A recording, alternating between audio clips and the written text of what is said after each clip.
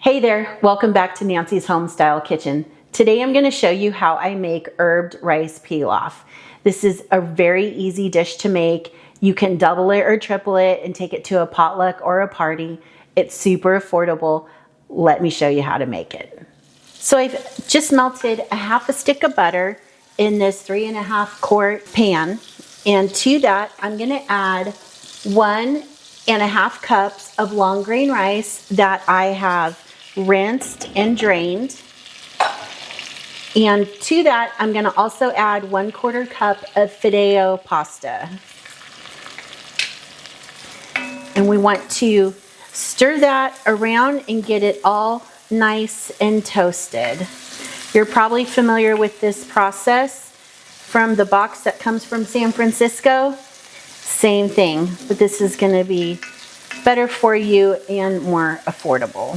This is the Fideo pasta that I use. You could get any brand, but basically you find it in the Mexican food section at the grocery store.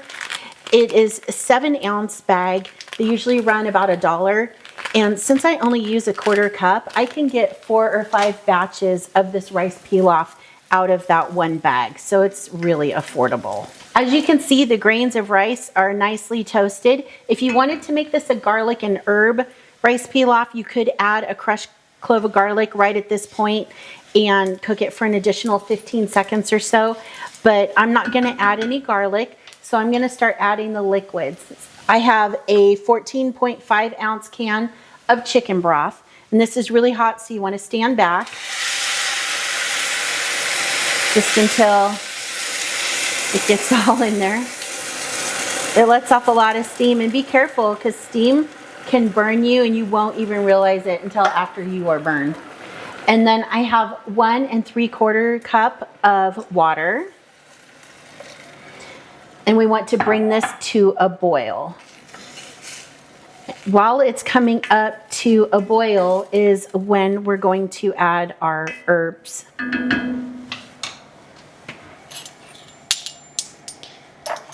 I'm going to add 1 tablespoon of parsley. I'm using dry parsley. If you're using fresh herbs, just double the amount of fresh to the amount of dried. And I am going to do 1 teaspoon of thyme leaves and 1 teaspoon, maybe a little less, like 3/4 of a teaspoon of rosemary.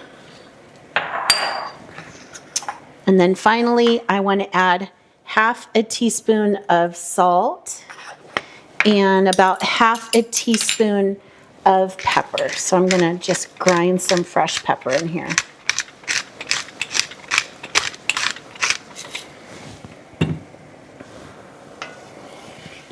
And this looks like it's going to come up to a boil pretty quick. Once we get it to a boil, we're going to put the lid on, move it to the back burner because that's my simmer burner, turn it down to the lowest setting and let it simmer for 30 minutes. If you're new to cooking, you may not realize that your stove has different levels of burners. A good way to find out is to look at the front, see what the markings are on the front, and then look at the size of your burners. You can see this one back here is quite a bit smaller, and on the front of my stove it says simmer. I can't tell you how many stoves I went through before I figured that out when I was just learning to cook, but it does make it nice.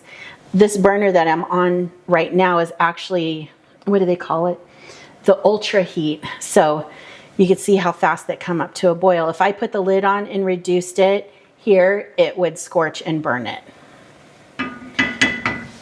Okay.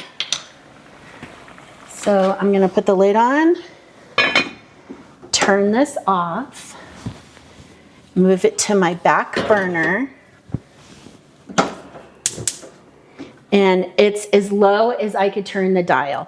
And we're going to let it simmer for 30 minutes, and I'll show you what it looks like when it's done. 30 minutes is up, and let's see how it looks. All the herbs have risen to the top, so let's give it a stir.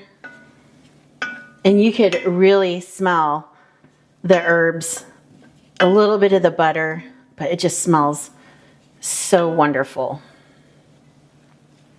Okay, let's give it a try. It's gonna be pretty hot, but we're gonna try it anyway. See how pretty that is?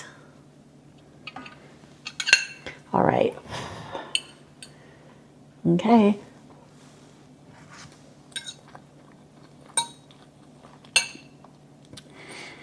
It's nice. The herbs just give it a real freshness, and it just doesn't feel like a super heavy rice or a heavy side dish. So it'll go great with some grilled chicken or some pork. And again, you could double or triple this recipe easily and take it for a potluck or a party, and everybody will be impressed. All right, that's all I have for you today. I will catch you guys next time.